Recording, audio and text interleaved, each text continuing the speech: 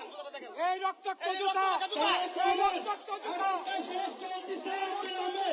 তারা কি আইন শৃঙ্খলা কি নিরাপত্তা নিশ্চিত করতে চায় এটা বাংলাদেশের জনগণ দেখছে। প্রিয় এলাকাবাসী এবং আমাদের সাথে যারা আসেছেন, আপনারা সবাই থানার সামনে অবস্থান কর্মসূচি করবেন।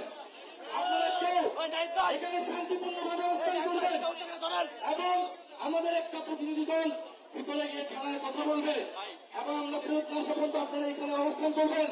তবে আপনাদের অবস্থান হবে শান্তিপূর্ণ, যাতে কোনো ধরনের বিশৃঙ্খলা না হয় আপনারা পারবেন নিশ্চিত করতে। শান্তিপূর্ণভাবে এখানে বসে থাকবেন, আমরা কথা বলবো। জবাবদিহিতা এবং বিচার না পর্যন্ত আমরা এই থানার সামনে থেকে থানা থেকে আসতে চাচ্ছি না।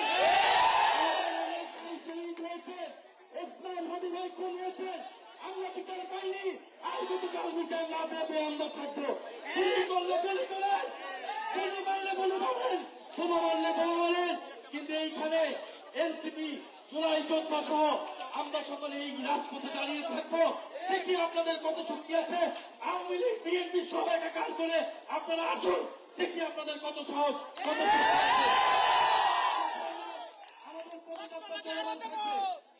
আমাদের আগামীকাল থেকে যেই যেই জেলা এবং উপজেলায় পূর্ব ঘোষিত কর্মসূচি রয়েছে অবশ্যই পদযাত্রা চলমান থাকবে।